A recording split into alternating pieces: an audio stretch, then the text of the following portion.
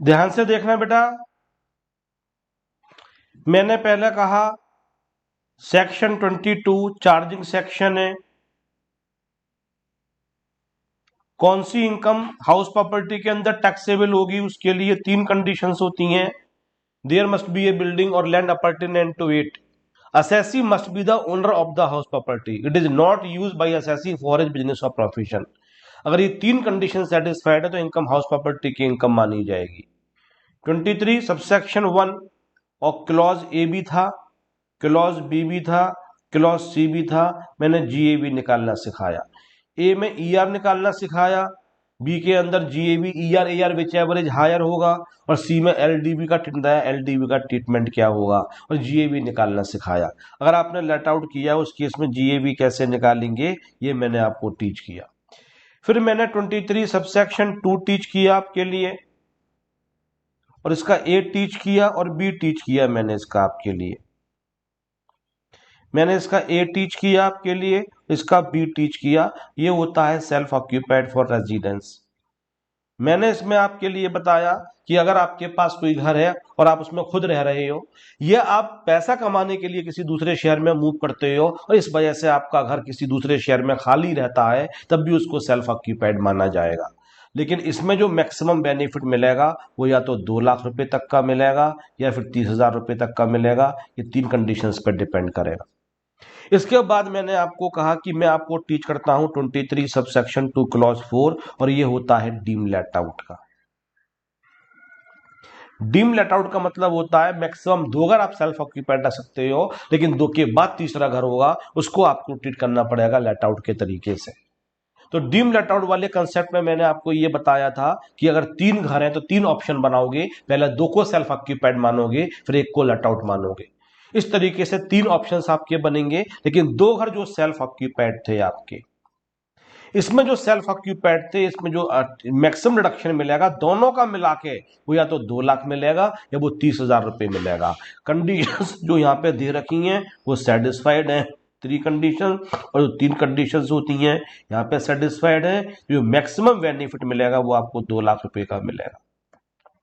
एक की 3 condition satisfied हैं और एक की कंडीशंस 1 और मोर कंडीशंस नॉट सेटिस्फाइड, तो 2 लाख रुपए तक का बेनिफिट मिल जाएगा।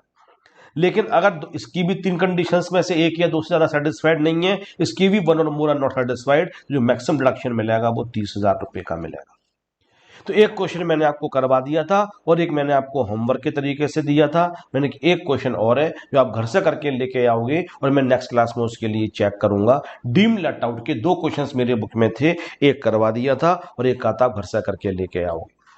लेकिन अब पहले मैं उसको चेक करने से पहले आपको बताऊं तो 33 सबसेक्शन 2 सबसेक्शन मैंने 2 और 4 क्या लिख दिया, 23 सबसेक्शन 4 लिखना चाहिए था, पता नहीं क्या लिख रहा हूं। अब टीच करूंगा 23 सबसेक्शन 3, क्योंकि मैंने 2 के साथ 4 इसलिए टीच किया क्योंकि वो भी सेल्फ ऑक्यूपाइड से रिलेटेड था, लेकिन बीच में एक मैंने छुड़वा 23 सबसेक्शन 3 छुड़वा दिया था, वो मैं आपके लिए टीच करता हूं। 23 सबसेक्शन 3 ये कहता है कि अगर आपके पास एक घर है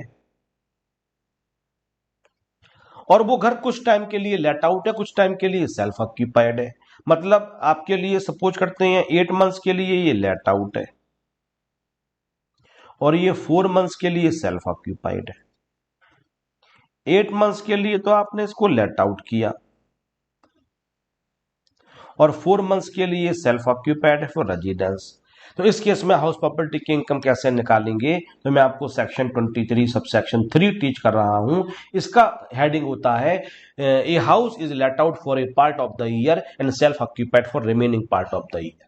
1 साल के कुछ हिस्से के लिए तो लेट आउट है और बचे हुए हिस्से के लिए सेल्फ ऑक्यूपाइड है। तो एक बात पहले मैं आपको बता दूं, उसके बाद में आगे आपको टीच करूंगा कि जहां पे मैंने सेल्फ ऑक्यूपाइड लिखा हुआ है, हाउस प्रॉपर्टी शुरू होता है 20 हाउस प्रॉपर्टी 72 से शुरू होता है। तो पहले मैं हाउस प्रॉपर्टी का खोल लेता हूं, तब मैं दिखाऊंगा कि आपको मैं क्या बताने वाला था। बड़ी प्यारी बात मैं आपको बताऊंगा। जो सेल्फ ऑक्यूपाइड लिखा हुआ है उसके आगे लिखा हुआ है through out the previous year. आप देख लो, जो सेल्फ ऑक्यूपाइड मैंने पढ़ाया था, मैंने भी अपनी कॉपी में लिखा था through out the previous year, और देखो यहां पे भी लिखा था through out the previous year. कोई घर सेल्फ ऑक्यूपाइड तभी माना जाता है जब पूरे साल के लिए वो सेल्फ ऑक्यूपाइड होता है। पूरे साल आप उस मकान में रहते हो तभी वो सेल्फ ऑक्यूपाइड माना जाता है, अदरवाइज वो नहीं माना जाएगा। तो 23 सबसेक्शन 4 के 3 के अंदर यही बात लिखी हुई है। तो मैं यहां पे ओपन करके दिखाता हूं 23 सबसेक्शन 3, तो आपको मेरी बात एग्जैक्टली समझ में आएगी मैं क्या कह रहा हूं। A house is self occupied for a part of the year and let out for remaining part of the year. तो इसमें लिखा हुआ है इसको सेल्फ ऑक्यूपाइड नहीं मानेंगे। सेल्फ ऑक्यूपाइड का मतलब होगा पूरे साल के लिए सेल्फ ऑक्यूपाइड हो तभी सेल्फ ऑक्यूपाइड मानेंगे। तो इसमें लिखा है provisions of subsection 2 shall not apply. Subsection 2 का मतलब हो गया 23 सबसेक्शन 2, मतलब जो सेल्फ ऑक्यूपाइड की इनकम निकालते हैं, जीएबी नील, म्युनिसिपल टैक्सेस नील, एरेबी नील, वो बेनिफिट इसको नहीं दिया जाएगा। और इसको हम ये मानेंगे जैसे कि ये घर आपका पूरे साल के लिए लेट आउट था और लेट आउट मान के इसकी इनकम के लिए कंप्यूट किया जाएगा। तो बस पहले लाइन पढ़ लो क्या लिखा हुआ है, the provisions of subsection 2 shall not apply if the house or part of the house is actually let during the whole or any part of the previous year. अगर आपने थोड़े टाइम के लिए भी लेट आउट कर दिया तो फिर इसको सेल्फ ऑक्यूपाइड नहीं माना जाएगा, फिर इसको लेट आउट के तरीके से ही ट्रीट करेंगे। तो ठीक है सर, हमें समझ में आ गया, अभी सेल्फ ऑक्यूपाइड का बेनिफिट नहीं मिलेगा, इसको लेट आउट के तरीके से मानेंगे। तो सपोज करते हैं जो म्युनिसिपल वैल्यू है वो दे रखी है 3 लाख रुपए, जो एफआर दे रखी है वो 2,80,000 रुपए है, और जो एसआर है वो 2,70,000 है, और जो एआर दे रखा है वो दे रखा है 25,000 रुपए पर मंथ। म्युनिसिपल टैक्सेस 30,000 रुपए, और जो इंटरेस्ट हमने निकाला वो इंटरेस्ट दे रखा था सपोज 45,000। बस फर्क ये है कि अभी अगर पूरे साल के लिए ना तो लेट आउट है ना पूरे साल के लिए सेल्फ ऑक्यूपाइड है, 8 महीने के लिए लेट आउट है, 4 महीने के लिए सेल्फ ऑक्यूपाइड। तो 23 सबसेक्शन 3 कहता है ये सेल्फ ऑक्यूपाइड तो नहीं माना जाएगा, इसका इंटरप्रिटेशन ही हो गया लेट आउट मान के इनकम निकालो। तो पहले ईआर निकाल लेते हैं, तो ईआर कितना निकल के आएगा 2,70,000। तो अब निकालते हैं एआर, तो और एआर से कितना निकल के आएगा, तो मैंने आपको बताया कि एआर अब निकल के आएगा तो उसको केवल हम मल्टीप्लाई करेंगे केवल 8 से। क्यों? क्योंकि इसका मतलब होता है रेंट रिसीव्ड और रिसीवेबल। अब आप जब खुद ले रही है तो रिसीव्ड रिसीवेबल पॉसिबल ही नहीं है पूरे साल का हो। हम यूआर के केस में तो ये बोलते हैं 12 महीने का। क्यों? रेंट तो आपका 12 महीने का था, मिला नहीं, अलग बात है। अगर आपकी प्रॉपर्टी खाली रहती है तो आपको पॉसिबिलिटी तो 12 महीने के रेंट की थी ना, जो 12 महीने का रिसीवेबल होना चाहिए था वो तो 12 महीने का होना चाहिए था ना। लेकिन घर में तुम खुद ही रह रहे हो तो फिर उसका आप रेंट कंसीडर ही कैसे कर सकते हो? रेंट रिसीव्ड 8 ही महीने का रहा और रिसीवेबल भी 8 महीने का रहा। रिसीवेबल क्या 12 महीने का पॉसिबल है? नहीं है। एक्ट में जब भी वर्ड लिखा हुआ है रेंट के संग तो लिखा हुआ है रिसीव्ड और रिसीवेबल। आपका घर 12 महीने के लिए लेट आउट है और किराएदार ने 2 महीने का रेंट पे नहीं किया, ये अनलाइज रेंट हो गया। मैं कहता हूं कि पूरे 12 महीने में से 2 महीने का रेंट माइनस कर देना। तो हमने 12 महीने का क्यों लिया? रेंट रिसीव्ड और रिसीवेबल। रिसीवेबल तो पूरा 12 महीने का था। फिर इसके बाद मैंने कहा अगर आपकी प्रॉपर्टी 2 महीने के लिए खाली रहती है तो लॉस ड्यू टू वैकेंसी है, तो पहले तो ये देखना कि जीएबी ईआर कितना था, फिर कहना वैकेंसी की वजह से कितना था। तो अगर वैकेंसी नहीं होती तो कितना होता? तो एआर रिसीव्ड और रिसीवेबल तो 12 महीने का रिसीव होता, इसलिए पहले 12 महीने का लेते हैं, फिर वैकेंसी के बाद वाला देखते हैं। लेकिन 4 महीने तो मकान में खुद रह लिए, खुद ही स्टे किया, तो बताओ रिसीव्ड कितना पॉसिबल है? 8 महीने का, और रिसीवेबल कितना पॉसिबल है? 8 महीने का। 4 महीने तो आप लेट आउट करने के मूड में ही नहीं थे ना, तो रिसीवेबल कैसे आ सकता है? इसलिए इसका इंटरप्रिटेशन ये किया गया ईआर तो पूरे साल का लिया जाएगा, लेकिन जो एआर लिया जाएगा 25,000 वो केवल 8 महीने का लिया जाएगा। और ये असेसी के लिए बहुत बड़ा लॉस हो गया। लॉस क्या हो गया? ईआर तो पूरे 1 साल का हो गया, लेकिन एआर केवल 8 महीने का। तो जनरली क्या बड़ा निकल के आएगा? ईआर ही बड़ा निकल के आएगा 2,70,000 रुपए। क्या आपको समझ में आया जो मैंने यहां पे पढ़ाया? दोबारा सुनो जो मैं आपके लिए यहां पे पढ़ा रहा हूं। इनकम टैक्स ने कहा 23(3) ने कहा कि अगर कुछ टाइम के लिए लेट आउट है, कुछ टाइम के लिए सेल्फ ऑक्यूपाइड है, उसको सेल्फ ऑक्यूपाइड नहीं मानेंगे। इसका इंटरप्रिटेशन पहले हो गया लेट आउट मानेंगे।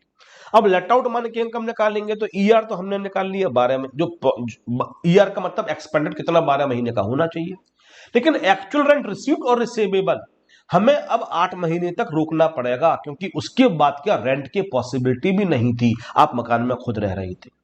और ये असेसी के लिए बहुत बड़ा लॉस हो गया, क्योंकि ईआर तो पूरे 12 महीने का है और एआर केवल 8 महीने का है। तो जनरली आयर ईआर निकल के आएगा तो आपको पूरे साल की इनकम पर टैक्स पे करना पड़ जाएगा।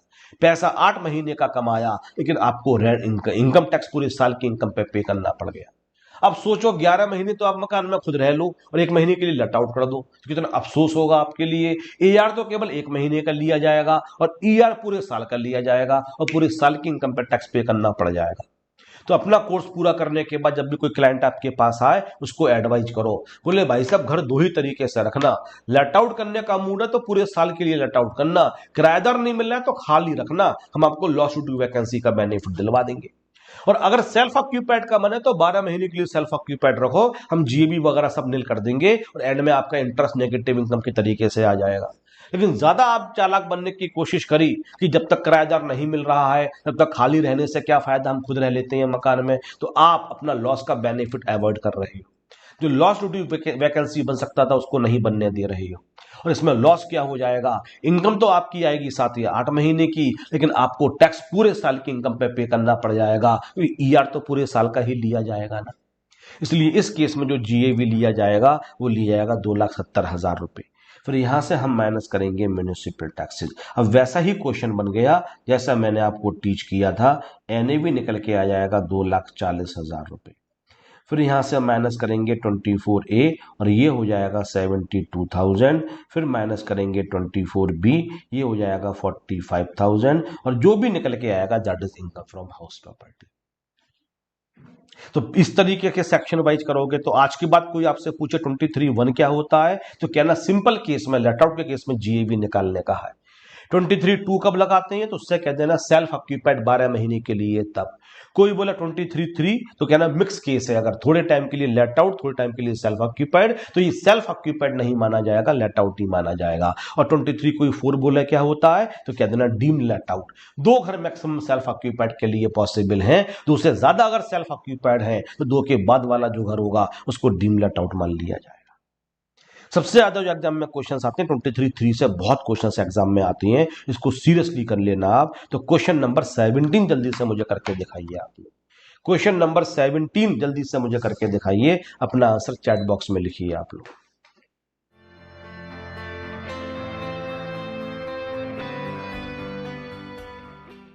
मैं शुरू करता हूं। यहां पे लिखा एक्सपेक्टेड रेंट 1,80,000। लेट आउट 31 जनवरी तक था, उसके बाद सेल्फ ऑक्यूपाइड था, तो एआर केवल 10 महीने का लिया जाएगा। 14,000 इंटू 10 1,40,000। बस ये याद रख लेना। और सेक्शन अगर लिख दोगे 23 सब सेक्शन 3, तब तो एग्जामिनर तुम्हारे घर पे आके तुम्हें गले लगा लेगा कि वाह मजा आ गया। 23 सब सेक्शन 3 लिख दोगे, he will be very very Impress. वो कहेगा बेटा तुमने दिल जीत लिया हम लोगों का। 1,80,000 यहां से माइनस करेंगे म्यूनिसिपल टैक्सेस 6,000, तो एनएवी कितना निकल के आएगा 1,74,000। फिर इसमें से 24A माइनस करेंगे 52,200। फिर 24B माइनस करेंगे 1,23,000। तो कितना निकल के आएगा देख लेते हैं बेटा एक बार।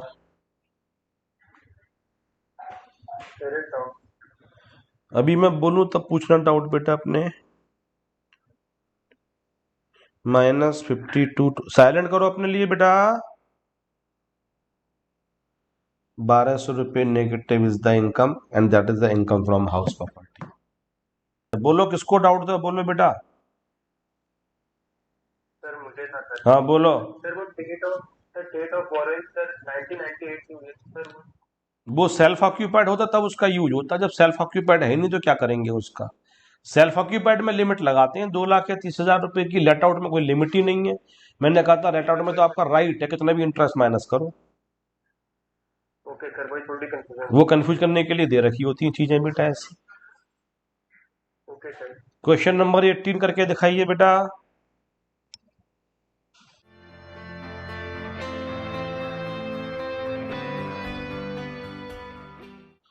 पहले ईआर निकाल लेते हैं। ईआर कितना आएगा 3,40,000।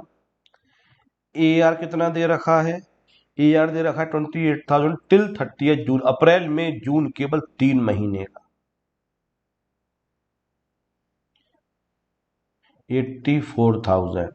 तो जीएबी हो जाएगा 3,40,000 माइनस म्यूनिसिपल टैक्सेस 10% 30,000 हो जाएगा। तो बेटा ये हो जाएगा NAV 3,10,000 माइनस 24A 93,000 और इंटरेस्ट पूरा कर देंगे 42,000 रुपये माइनस। तो ये मैं भी करके देख लेता हूँ, हालांकि मुझे तुम्हारे आंसर पे पूरा भरोसा है, तो मेरी तो स्टूडेंट हो भाई, तो गलत कैसे करोगे। 42 1,75,000 रुपये आंसर निकल के आ गया। दो बच्चों ने और दिया, धीरज ने, सागर तिवारी ने, दोनों का सेम है, वेरी गुड। मैं कुछ क्वेश्चंस और भी करवाऊंगा अच्छे अच्छे जो आपके एग्जाम से पहले आ चुके हैं, वो भी करवाऊंगा, लेकिन पहले मैं पढ़ा लूं उसके बाद में करवाऊंगा। जब आप 23 1 कर लेते हो, 2 कर लेते हो, 3 कर लेते हो, 4 कर लेते हो, तो बीच में कंसेप्ट आता है जिसका किसी सेक्शन से कोई रिलेशन नहीं है, वो कॉमन सेंस पे बेस्ड कंसेप्ट है।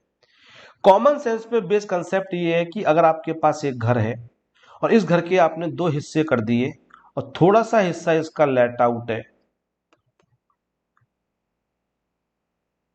और थोड़ा इसका सेल्फ ऑक्यूपाइड फॉर रेजिडेंस है, या इस तरीके से कह लो कि आपके पास एक घर है और उस घर के आपने 2 फ्लोर कर दिए और एक फ्लोर आपने इसके लिए लेट आउट कर दिया और एक सेल्फ ऑक्यूपाइड फॉर रेजिडेंस है। इनकम टैक्स एक्ट में इसका जिक्र नहीं है, लेकिन केसेस वगैरह जो थे उसके बेस पे ये डिसाइड किया गया कि हम ये मानेंगे आपके पास दो इंडिपेंडेंट घर है, बिल्कुल अलग अलग घर हैं, तो आप पहले ये पता लगा लो कि इनके फर्श का अनुपात कितना है, पूरे घर का कितने परसेंट लेट आउट है, कितने परसेंट सेल्फ ऑक्यूपाइड है। सपोज करते हैं 60% लेट आउट है, 40% सेल्फ ऑक्यूपाइड है।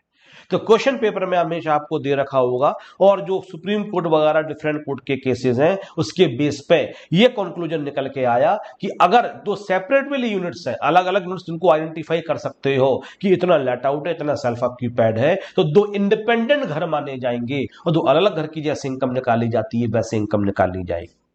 अब जैसे घर की वैल्यू अगर 4 लाख रुपए दे रखी है आपके लिए, तो यहां मान लोगे 2,40,000 रुपए और यहां मान लोगे 1,60,000 रुपए। अगर यहाँ पे FR दे रखा है आपके लिए 4,20,000 रुपए, तो यहां मान लोगे आप 2,52,000 और यहां मान लोगे 1,68,000। SR दे रखा है अगर आपके लिए 4,30,000 रुपए, तो 258 यहां मान लोगे और 172 यहां मान लोगे। बट AR को डिस्ट्रीब्यूट मत करना। अगर AR आपके लिए दे रखा है, सपोज करते हैं 21,000 रुपए पर मंथ, तो 252 पूरा यहां लिखेंगे। अगर AR को डिस्ट्रीब्यूट कर दिया तो मार्क्स भी डिस्ट्रीब्यूट हो जाएंगे। म्यूनिसिपल टैक्सेस अगर 10% के रेट से दे रखा है तो 10% यहां लिख देना, 10% यहां लिख देना।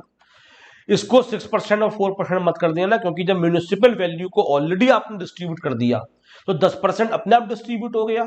जो म्यूनिसिपल वैल्यू पे निकालते हैं और वो ऑलरेडी डिस्ट्रीब्यूटेड है, तो कुछ बच्चे क्या करते हैं कि इसको भी 6 और 4 कर देते हैं। अब वो गलत हो जाएगा। या तो क्या करना, पहले 40,000 रुपए निकाल लेना 10% के रेट से, फिर 24,000 रुपए यहां लिख देना, क्योंकि 60% और 40% 16,000 रुपए यहां लिख देना।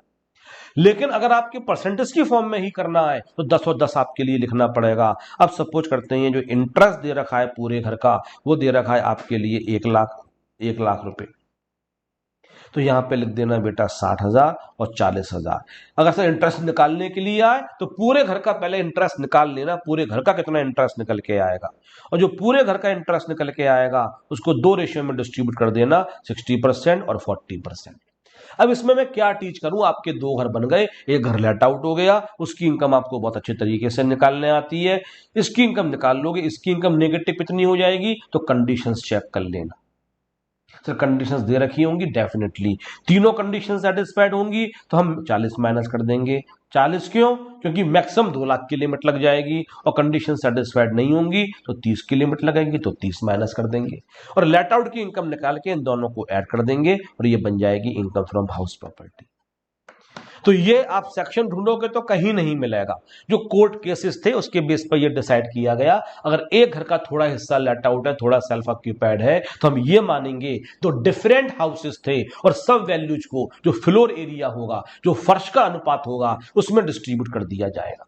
तो मैं अपने बुक में जो लैंग्वेज है वो आपको पढ़वा देता हूं। वो लैंग्वेज ये कहती है, a part of the house is let out self occupied and a part is let out. थोड़ा हिस्सा लेट आउट है, थोड़ा सेल्फ ऑक्यूपाइड है। सर ये 23 सबसेक्शन 3 से कैसे अलग है? 3 में लिखा था घर एक ही था, कुछ टाइम के लिए लेट आउट था, कुछ टाइम के लिए सेल्फ ऑक्यूपाइड था। हम टाइम की बात कर रहे थे, ये हम टाइम की बात नहीं कर रहे हैं। पूरे घर के लिए लेट आउट, पूरे साल के लिए लेट आउट, पूरे साल के लिए ही सेल्फ ऑक्यूपाइड है। और पूरे साल के लिए सेल्फ ऑक्यूपाइड होता है, सेल्फ ऑक्यूपाइड मानते हैं, बस घर के 2 हिस्से किए जा रहे हैं, बस इतना फर्क पड़ जाएगा। तो क्या लिखा है लैंग्वेज में? If a house property consist of 2 और more independent units, one of which is self-occupied for own residence and others are let out, it would be considered owner has different house property। बस ये मार्के की line है, owner has different house property and all the values shall be distributed in the ratio of their areas। और जो उनका area होगा, floor area होगा, उस अनुपात में वैल्यू को डिस्ट्रीब्यूट कर दिया जाएगा। क्वेश्चन नंबर 15 जल्दी से करके दिखाइए बेटा आप लोग मुझे। किसी को डाउट है तो पूछ लो, और डाउट नहीं है तो क्वेश्चन नंबर 15 करके दिखाओ बेटा जल्दी से।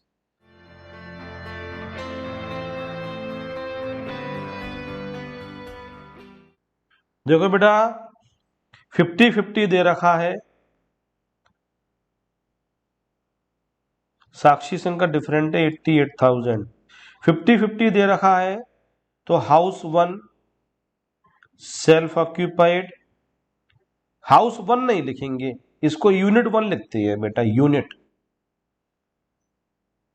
और इसको लिखेंगे यूनिट 2 और इसको लिख देंगे लेट आउट। एमवी 3 लाख रुपए यहां हो जाएगी बेटा, और 3 लाख रुपए यहां हो जाएगी। एफआर 320 यहां हो जाएगा और 320 यहां हो जाएगा। एसआर 310 यहां हो जाएगा और 310 यहां हो जाएगा। म्यूनिसिपल टैक्सेस 30,000 यहां हो जाएगा, 30,000 यहां हो जाएगा। इंटरेस्ट 43,000 यहां हो जाएगा, 43। तो पहले वाली की तो नेगेटिव इनकम आ जाएगी, नेगेटिव 30,000। सर क्यों? क्योंकि 98 में बोरो किया गया था। If capital was borrowed before 1 अप्रैल 1999 तो केवल 30,000 रुपए तक माइनस करते हैं। जो 86 था उसका हिस्से में 43 आया और 43 का आधा कर दिया 30,000। तो एक इनकम तो हमारे पास सेल्फ ऑक्यूपाइड की आ गई, नेगेटिव 30,000। लेट आउट की इनकम निकाल देता हूं तो जीएबी कितना आएगा? तो ईआर पहले देख लेते हैं। ईआर तो हो गया 3,10,000 रुपए, और एआर माइनस यूआर कितना हो गया? 2,52,000। और 2 महीने का करंट रिकवर्ड हुआ नहीं तो 26 दो नहीं 52, 52,000 नहीं 26,000, 3,12,000 बेटा। तो 3,12,000 और माइनस 52,000 तो 2,60,000 के आसपास लग रहा है मुझे, तो 2,60,000 होना चाहिए। हाँ, तो 3,10 और 2,60 में हायर हो गया 3,10,000। यहां से माइनस करेंगे म्यूनिसिपल टैक्सेस, वो बेटा दे रखे हैं 30,000 रुपए। तो एनएवी कितना हो जाएगा? 2,80,000। यहां से 24A माइनस कर देंगे 84,000। यहां से 24B 43 पूरा माइनस कर देंगे तो कितना निकल के आएगा? ये मैं चेक कर लेता हूं एक बार। तो यहां लिखा 2,80,000 माइनस कर दिया 84,000 माइनस 43,000 और ये निकल के आ गया 1,53,000। अब सेल्फ ऑक्यूपाइड की इनकम इसमें से माइनस कर दी तो 1,23,000। तो ये आ जाएगा 1,23,000। ये तुम्हारा होमवर्क है, ये करके लेके आओगे। 2 क्वेश्चन होमवर्क के हो गए, एक तो डीम लेट आउट वाला हो गया और एक ये वाला हो गया। मैं चेक करूंगा अभी, लेकिन पहले एक छोटा सा सेक्शन 23(5) आने के चांसेस बहुत कम है, लेकिन टीच कर देता हूं। ध्यान से देखो आप, बड़ी प्यारी बातें मैं आपको बताऊंगा, आपको समझ में आएगा। लॉस ड्यू टू वैकेंसी किसे कहा जाता है?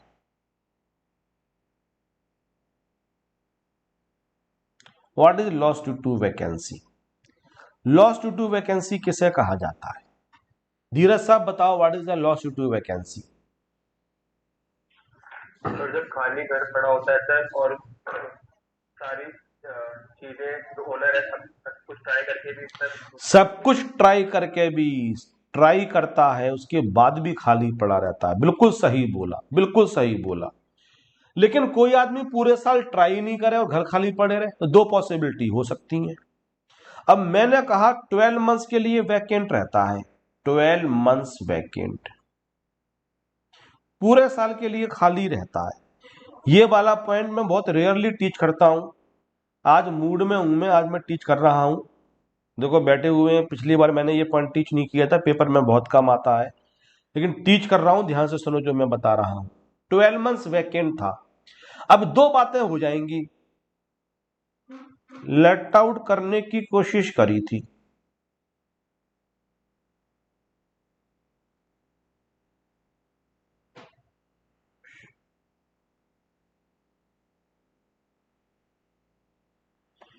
और यहां कोशिश नहीं की गई थी।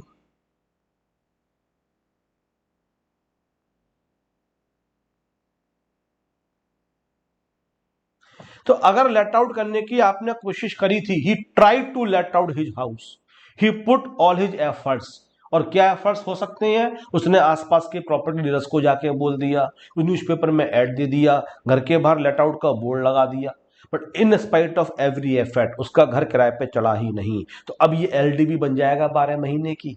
हाँ सर 12 महीने की एलडीबी है, तो हम देखेंगे AR without LDB, AR owing to vacancy, सरकार कहती है नहीं ये मत करो। इस केस में जीएवी हमेशा हम आपका निल बना देंगे, हम आपका जीएवी निल बना देंगे, क्योंकि 12 महीने कोशिश करी तो एलडीबी 12 महीने का हो गया, तो आपका एआर तो आपके पास होगा ही नहीं, एआर तो आपके पास हो ही नहीं सकता है। क्यों नहीं हो सकता है आपके पास, 12 महीने खाली रहा। तो हम ये मान लेंगे अगर आप एआर दिखाते तो आप ईआर से ज्यादा दिखाते, और वैकेंसी की वजह से ईआर से कम आ रहा है तो कम वाला लिया जाता है, तो आपका पूरा साल खाली रहा तो आपका एआर 0 हो गया, तो आपका जीएबी इस केस में निल मान लिया जाएगा। और निल मान के जैसे इनकम निकाली जाती है उस तरीके से आपकी इनकम को निकाल, सेल्फ ऑक्यूपाइड नहीं कह रहे हैं। सेल्फ ऑक्यूपाइड में तो या तो खुद रहो या खाली इसीलिए रहता है कि आप दूसरे शहर में जॉब करने के लिए, बिजनेस करने के लिए जा रहे हो, इस वजह से खाली, उसमें सब कुछ निल हो जाता है। यहां केवल जीएबी निल माइनस की, लेट आउट है, ये लेट आउट के तरीके से इनकम निकालेंगे, लेकिन जीएबी निल मानेंगे, इसमें से म्युनिसिपल टैक्सेस माइनस करेंगे, तो एनएबी आपका नेगेटिव हो जाएगा, और एनएबी नेगेटिव हो जाएगा, इस ट्रांजेक्शन का बेनिफिट नहीं मिलेगा, फिर इंटरेस्ट माइनस किया जाएगा। बट जीएबी निल क्यों मानेंगे, क्योंकि आपका एलडीबी 12 महीने का हो गया। और अगर आपका एआर वैकेंसी की वजह से कम जा रहा है, ओइंग टू वैकेंसी, तो कम वाला लेते हैं। तो मैं तो सरकार से ये बोलूंगा सर अगर मेरा लेट आउट हुआ होता तो ईआर से ज्यादा लेट आउट हुआ होता और वैकेंसी की वजह से कम आ गया। सरकार कहती है बिल्कुल सही लॉजिक है, ये भी हम आपका निल देते हैं, क्योंकि वैकेंसी आपकी 12 महीने की मानी जाएगी। लेकिन अगर आपने कोशिश ही नहीं करी 12 महीने, तो आपकी लॉस ड्यू टू वैकेंसी कितना हुआ, निल, हुआ ही नहीं। सरकार कहती है आपने कोशिश ही नहीं करी। लॉस ड्यू टू वैकेंसी इस केस में कितना हुआ, 12 मंथ्स का। क्यों, आपने लेट आउट करने की कोशिश करी थी इसलिए। लेकिन दूसरे वाले केस में लॉस ड्यू टू वैकेंसी आपका हुआ ही नहीं, क्यों, क्योंकि कोशिश ही नहीं करी। तो इस केस में ईआर जो दे रखा होगा वो निकाल लेना, पहले ईआर जो दे रखा होगा वो निकाल लेना, और एआर कितना हो जाएगा, 0, और इन दोनों में हायर, तो हायर कितना निकल के आ जाएगा, ईआर, तो जीएबी किसके बराबर निकल के आ जाएगा, ईआर, और आपको पूरे साल की इनकम पर टैक्स पे करना है। कितना बुरे फंस गए आप। अगर आप ये पूरा प्रूव नहीं कर पाए कि हमने लेट आउट करने की कोशिश करी थी और आपने कहा नहीं सर खाली पड़ा है, आप क्या करता है, हमारे पास बहुत सारे मकान है, तो सरकार ने कहा ठीक है हम तो इनकम निकालेंगे फिर लेट आउट मान के इसकी। एक्सपेक्टेड रेंट आपका जो होना चाहिए था, रेंट रिसीव्ड और रिसीवेबल 0। क्यों 0, क्योंकि आपने लेट आउट की कोशिश ही नहीं करी थी। और हायर क्या हो गया, ईआर, तो हम ईआर मान के आपसे ईआर पे टैक्स ले लेंगे। तो अगर कोई कभी ये पूछे कि प्रॉपर्टी 12 महीने खाली रह रही है, अगर कहीं जॉब करने जा रहे हो, बिजनेस करने, इसलिए अपनी प्रॉपर्टी खाली रहती है, मैं उसकी बात नहीं कर रहा हूं, वो तो सेल्फ ऑक्यूपाइड मानी जाएगी। मैं बात ये कर रहा हूं कि आप अपने ही शहर में था, 2 घर थे, एक घर में आप रहे थे, एक को आपने लेट आउट किया नहीं, खाली पड़ा रहा। सरकार पूछती है भैया खाली क्यों पड़ा रहा, आप प्रूव कर दो, लेट आउट करने की कोशिश करी और हुआ नहीं, सरकार जीएबी निल मान के पूरी इनकम नेगेटिव निकाल के आपको बेनिफिट दे देगी। लेकिन अगर आप ये प्रूव नहीं कर पाए, लेटर खोलने की कोशिश करी, तो सरकार कहती है फिर नॉर्मल तरीके से इनकम निकालते हैं जैसे निकाली जाती है, एक्सपेक्टेड रेंट निकाल लेते हैं, एआर 0 हो जाएगा आपका, एलडीबी तो बन नहीं सकता, एआर 0 ही माना जाएगा, हायर क्या हो गया, ईआर, तो एआर तो ये प्रोविजन जो था ये काफी सालों से चल रहा है और आता कम है, लेकिन हाँ ये एक्ट में है और एक्ट का इंटरप्रिटेशन ये निकल के आ रहा है।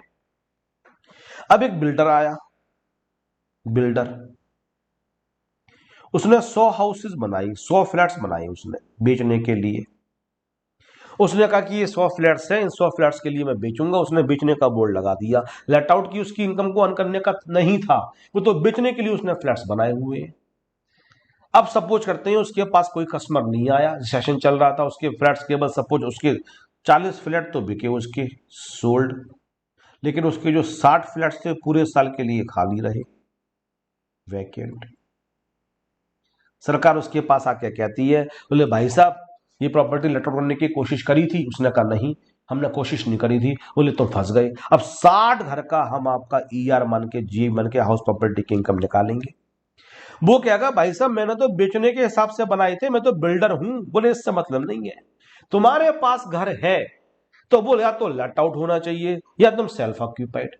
तुमने अगर खाली पूरे साल के लिए रखा हो, लेट का कोशिश नहीं करी, तो हम तुम्हारा जीएबी ईआर के बराबर बना देंगे और तुम्हें 60 मकान के रेंट पे टैक्स पे करना पड़ जाएगा। तो बिल्डर तो बर्बाद हो जाएंगे। हाँ बिल्कुल बर्बाद हो जाएंगे बिल्डर तो। एक्चुअली में वो लेटर करना ही नहीं चाह रहे थे, वो तो बेचना चाह रहे थे, लेकिन बिक नहीं पाया, इस वजह से पूरे साल खाली रहा। अब वो तो यही बोलेंगे लेट आउट करने की कोशिश ही नहीं करी। बोले हमें कोशिश करनी भी नहीं थी, हमें तो कस्टमर ढूंढना था। तो सरकार ने 23(5) इन लोगों के लिए बनाया, बिल्डर के लिए, हम लोगों के लिए नहीं है। हम लोगों के लिए तो जीएबी ईआर के बराबर हो जाएगा और हमें तो टैक्स पे करना पड़ जाएगा, लेकिन बिल्डर के लिए 23(5) में लिखा गया।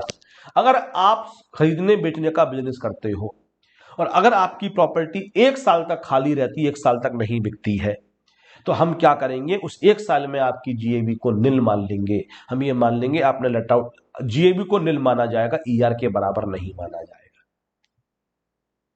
समझ में आया मैंने क्या कहने की कोशिश करी? बोले हम जीएबी को इस केस के अंदर कितना मानेंगे, निल मानेंगे। लेकिन वो लोग फिर गए सरकार के पास, बोला सर 1 साल तो बहुत कम है, अब तो प्रॉपर्टी रिसेशन आ गया, ऐसा 2-2 साल तक प्रॉपर्टी नहीं बिक रही है, तो सरकार ने इसमें 2 साल तक के लिए लिख दिया, 2 ईयर्स।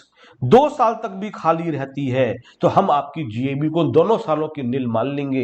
हम ये नहीं बोलेंगे कि आपने लेटर करने की कोशिश क्यों नहीं करी, हमें पता है आप कस्टमर ढूंढ रहे हो और कस्टमर आपको मिल नहीं रहा है इसलिए खाली है, हम 2 साल तक निल मान लेंगे। लेकिन बिल्डर के केस में, केवल हमारे केस में नहीं, बिल्डर के केस में, और सर 2 साल के अंदर भी नहीं बिक पाया, सरकार कहती है भाई साहब ऐसा तो नहीं है कि आप गेम खेल रहे हो हमारे संग, आपको बेचने का मन ही नहीं हो ये वाला, और हाउस प्रॉपर्टी की इनकम और बचाना चाहते हो। 2 साल में तो मकान बिक जाना चाहिए, लेकिन 2 साल में नहीं बिका तो उसके बाद फिर हम जीएबी ईआर के बराबर लेके आपकी इनकम को निकालना शुरू कर देंगे।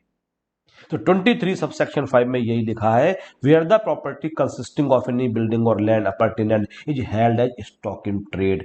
मतलब बेचने के लिए है, बिल्डर के पास है, डेवलपर के पास है, वो बेचने के लिए उसके पास बिल्डिंग है। And the property is not let during the whole or any part of the previous year, the annual value of property or part of property for the period up to 2 years from the end of the financial year in which certificate of completion of property obtained shall be taken to be nil।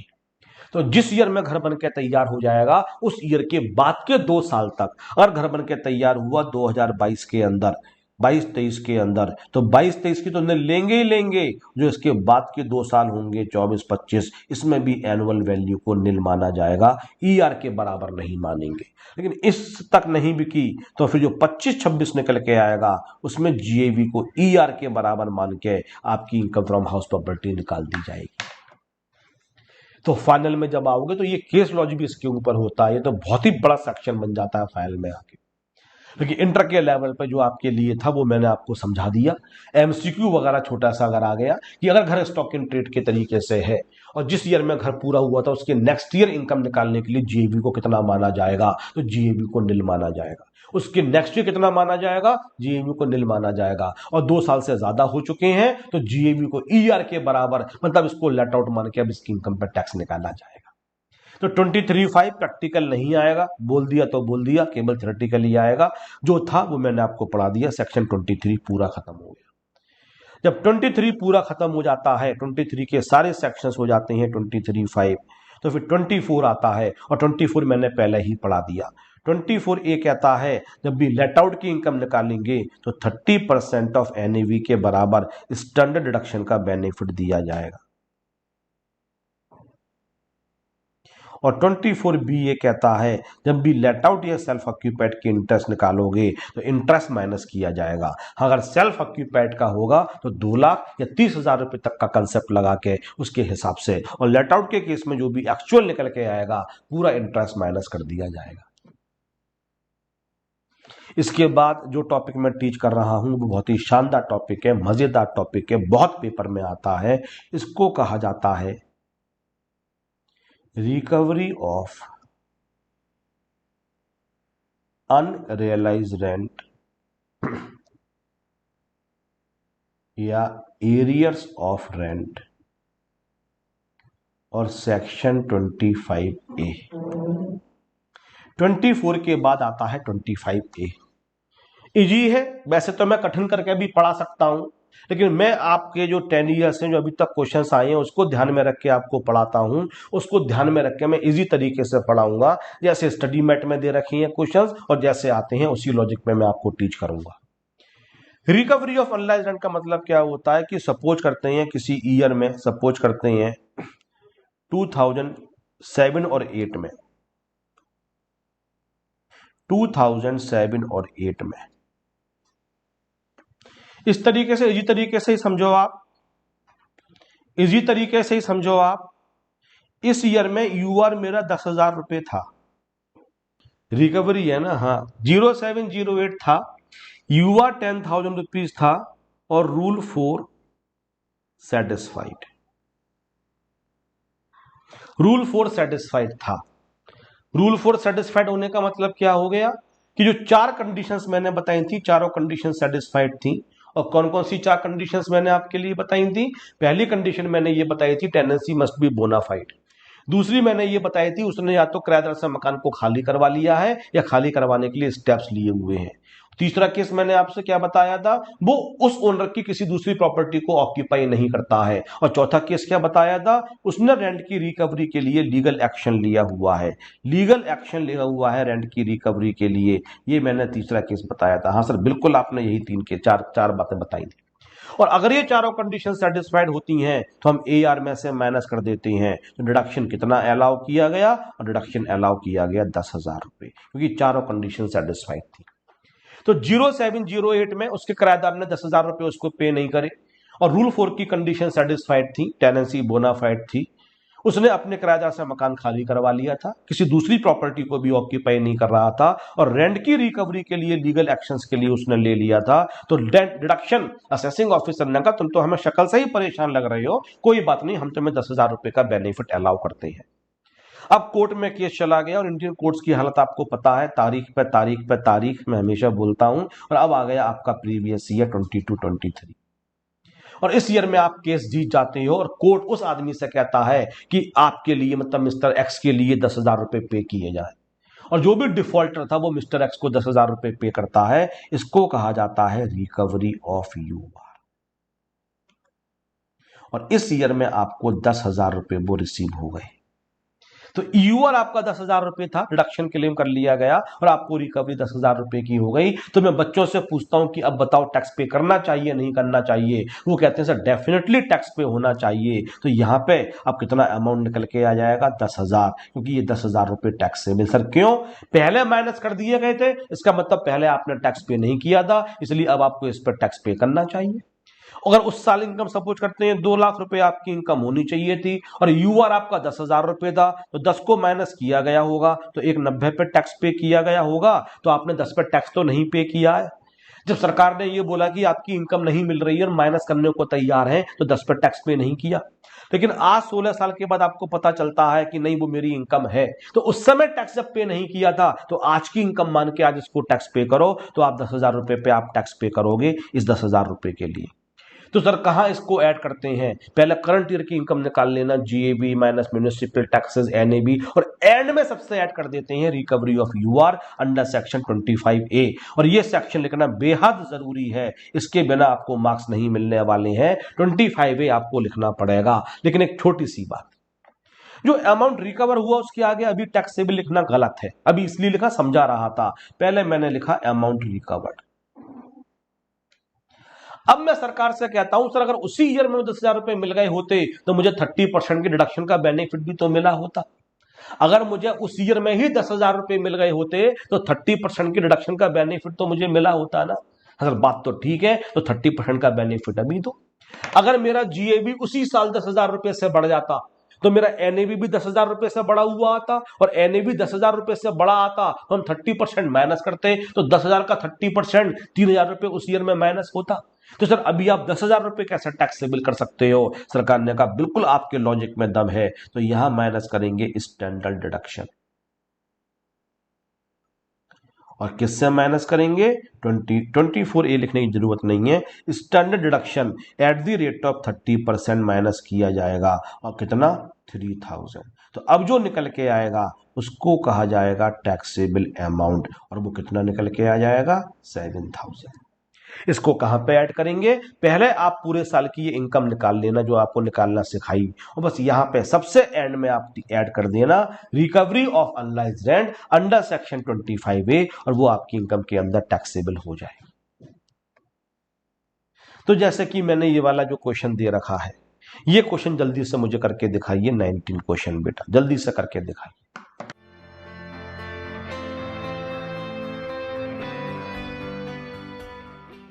पहले देखते हैं AR बेटा 3 lakh rupees निकल के आ गया। फिर निकालते हैं ER, और वो निकल के आ गया। MV और FR विच एवरेज हायर, लेकिन 295 निकल के आएगा। तो इसका मतलब GAV बेटा हो जाएगा 3 लाख रुपए, माइनस म्यूनिसिपल टैक्सेस जो कि दे रखे हैं 6,000 रुपए। तो NAV कितना निकल के आएगा? 2,94,000 माइनस 24A 88,200 माइनस 24B 7,500। तो यहां पे इसके लिए हम पहले देख लेते हैं कितनी इनकम निकल के आएगी,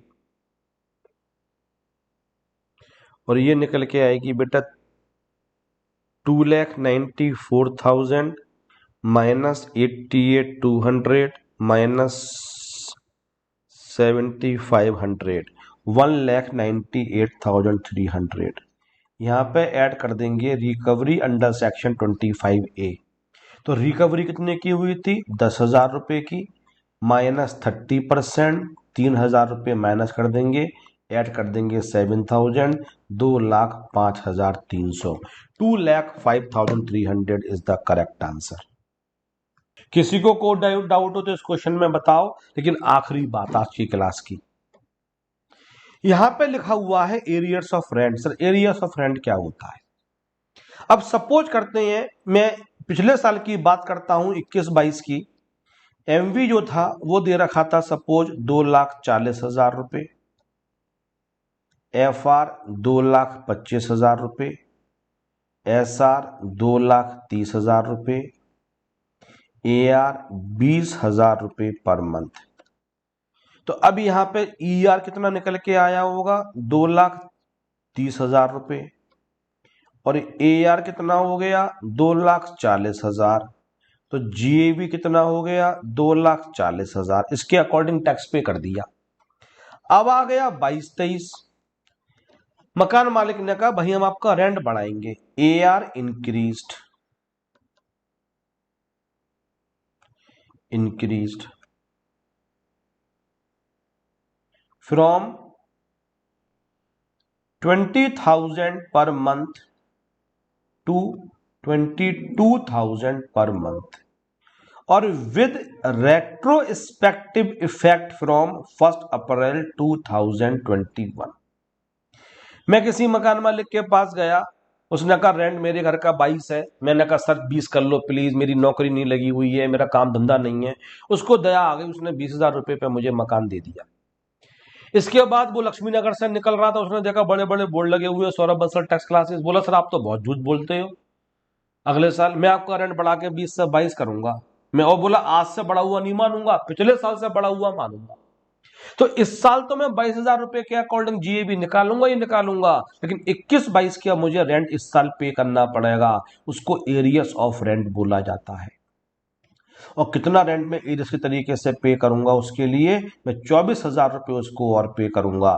सर 24 क्यों? मैंने 2,000 रुपए से रेंट कम करवाया था, उसने 1 अप्रैल 21 से इंक्रीज किया है, तो वो 2,000 रुपए के हिसाब से पूरे साल का मुझसे 24,000 रुपए और रेंट लेगा। बोले आगे से तो रेंट आपका 22 हो ही गया, लेकिन पीछे वाले साल का 21-22 का भी मुझे आप रेंट पे करो, तो 21-22 का मैं उसको 24,000 रुपए और पे करूंगा। तो इसको कहा जाता है एरियर्स ऑफ रेंट। तो ये जिस ईयर में रिसीव होंगे उस ईयर में टैक्सेबल किए जाएंगे, और सेक्शन सेम होता है 25A। बिल्कुल सेम ट्रीटमेंट होगा, लेकिन पूरे 24 टैक्सेबल नहीं होंगे। क्यों?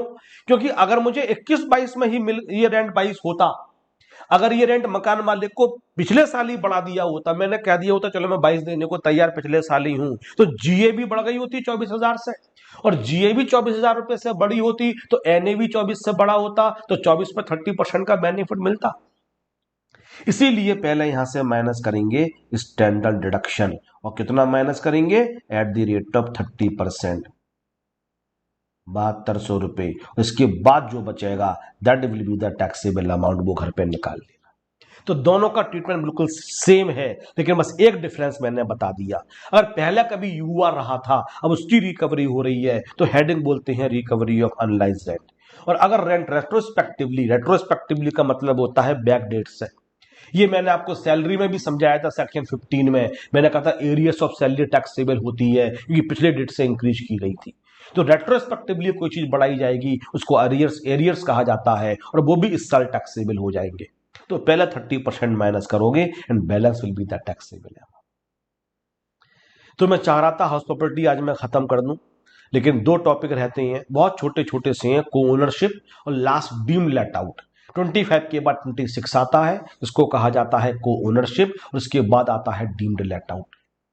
तो मैं एक क्लास हाउस प्रॉपर्टी की तो मैं और दूंगा, और उसके बाद शुरू करूंगा मैं आपके लिए कैपिटल की।